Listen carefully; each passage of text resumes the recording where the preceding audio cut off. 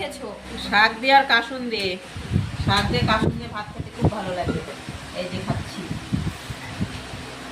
আর কি কি আছে সাথে? আলু করলা ভাজা আছে, পটল পোস্ত আছে, ডাল আছে, মাসকলাইয়ের ডাল।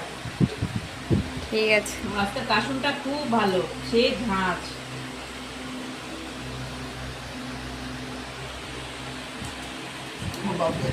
নিরামিষ, তোর তো নিরামিষ খাওয়া পছন্দ না, কেমন হয়েছে খেতে? ভালো হয়েছে, ভালো। সবটাই ভালো হয়েছে। ডালটা দারুণ হয়েছে, দারুণ। মাসকলাইয়ের ডাল তো দারুণই হয়। আমার সব থেকে প্রিয়। পটল পোস্তটা সুন্দর হয়েছে।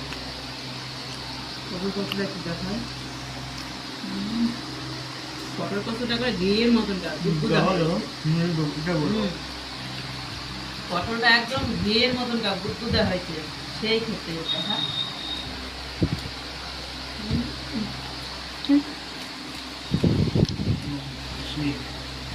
কচি আছে পটলটা।